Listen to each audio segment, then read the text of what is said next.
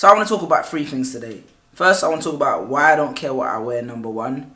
Number two, I want to talk about the refugee crisis. Number three, I want to talk about Will Smith's accent. And number four, I want you guys to check out a guy called Nikola Tesla.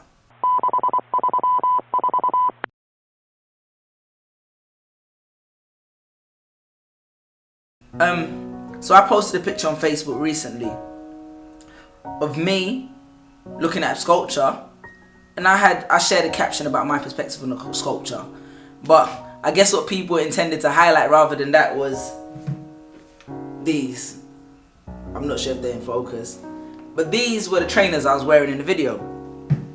And someone quite hilariously commented, "What are those?" You know, like the popular meme. And it was quite funny, I'm not even gonna lie. I was busting up, I thought it was hilarious. But I guess it kind of showed me how much I've kind of matured. Because at a young age, that would have really hurt me. Let me tell you a story.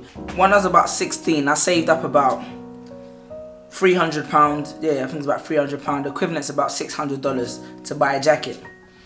Now, I bought the jacket, although I knew that I didn't really like it. I bought it because other people around me would like it. They'd see me and think, "Rah, Suli's balling, he's got money."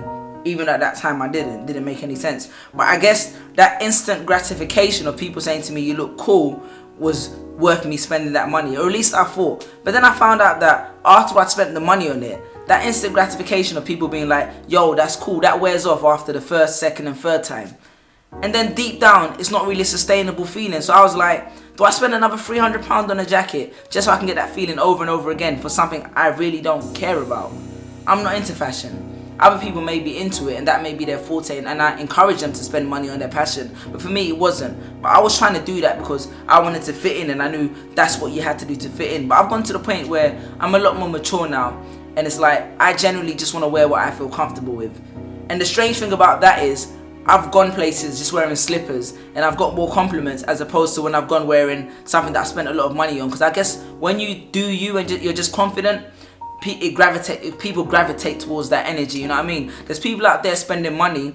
There's women out there spending money on hair and shoes and they can't afford to feed their kids. There's people out there spending money on trainers and cars and they can't afford to pay their rent. For me, that doesn't make any sense. You know, it's all to maintain an image. But at the end of the day, the only image that people really care about is like your energy as a person and how successful you are. And that's the realest talk, you know. You can dress whatever way, but if they see something success eluding from you, or they see something genuine about you, that's more what's going to connect with them, you know. I'd rather spend my money now on things I actually care about. So to the point where I just keep it real everywhere I go, and hopefully people appreciate that. I'm not trying to impress anyone with the way I dress. I wish I'd spent that money on comic books back in that day when I couldn't afford to buy my laptop. That's the kind of money I should have spent on it. Number two, I want to touch on this briefly because I don't generally like and get talking about politics, because I think politics, the term has become misconstrued, and it gets people to start commenting about political views, what party you support, and all these labels and associate with these things which I think are irrelevant to being a genuine person and being human, you know what I mean? These are all society's constructs of infrastructures. So there's a refugee crisis going on, particularly if you're in Europe, you'd be affected by it. And today I signed a petition to accept more asylum seekers and increase support for refugee migrants in the UK. This is, no one paid me to do this or anything. I saw it, and there's an image that's going viral of a little boy that's been washed up on the shore. And this is not just isolated to one child or one individual, one adult. This is going on all over the world. So I think we have a responsibility as humans to try and make efforts to accommodate for others who are going through struggle, particularly in like Syria and the Middle East and those situations. I met a very talented poet recently, Amal Qasir, who really broke down and enlightened me in that situation. So if you do have time, please do sign that petition, man. It's got 193,000 signatures at the moment. When I first signed it, I had 100,000. So let's hopefully keep that growing so Parliament can consider it for debate, and then hopefully the UK can accept more asylum seekers and refugees and help alleviate their pain and their situation. Will Smith's accent. So one of the most famous actors in the world, easily one of the most bankable Hollywood actors in the world, who could possibly be in a number of movies at this moment in time, chooses to do a movie and highlight the success of a Western African doctor, and all people can complain about is his accent. He's telling a story which most of you probably would have never heard of. I'd never heard of it until Will Smith decided to play that character. And all people can focus it on is his accent. What about the fact that he doesn't have to do that movie? There's so many Hollywood blockbusters he could be in right now. The fact that he's taking his time out to highlight something of seriousness should be more important, as opposed to people picking at the fact that his accent is not as good as it could be. And then they say they could have used someone else. Let's be real. If they use someone else, how many of you would be watching that movie? Most of you would not have even heard about that movie unless Will Smith, with his 75 million Facebook followers, shared it on his Facebook page. So don't go criticizing a guy. Like, I feel people always nitpick. You can never be perfect for people. Just watch the movie, support the cause, and shut up. Simple. I recently watched a documentary about a guy called Nikola Tesla. It's on Netflix. If you have Netflix, make sure you watch it.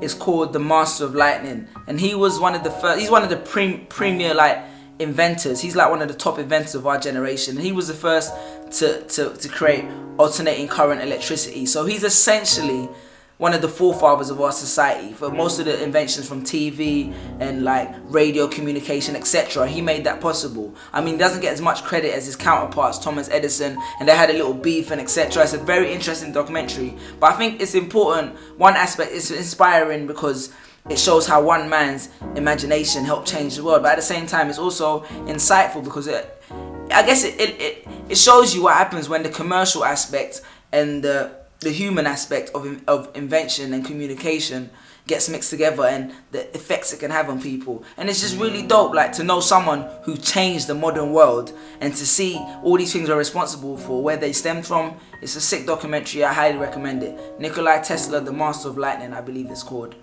That's Suli Speaks for this week. Make sure you subscribe, like, comment, and hopefully I'll be back next week if I don't get too bored of it. But yeah, spoken word videos coming soon. Peace. Breaks here. And you know, this is actually going to be the last episode of Suli Speaks. I had a conversation with my fiance earlier on, and I was like, so I'm not really enjoying doing this Suli Speaks thing. Because, you know, I'm an artist, I like making my spoken word videos. I know this is going to be interim until the videos are ready. So I was actually not going to do any more until October 11th when the new video was ready, etc. And then she said to me, why aren't you enjoying it? And I guess I narrowed it down to the fact that I feel like when I do the Suli Speaks videos, I have to be nice. I'm not a nice person. Don't get it twisted. I'm not saying if you meet me, I'm a complete prick or arsehole. What I'm trying to say is that I talk about things I'm passionate about. And when I talk about things I'm passionate about and things I think are important, I think it's more important to be honest than nice. I'm not nice.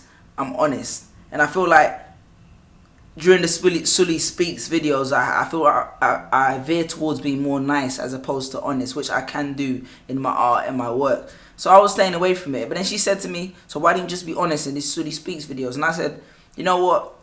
I agree. The ones I've been able to be honest and be myself are kind of the ones which I guess people have drawn to the best. So yeah, I'm going to be honest. I'm going to say what I actually want to say, whether you like it or not. Hope you still like my spoken word as an artist, even if you don't end up and like me as a person.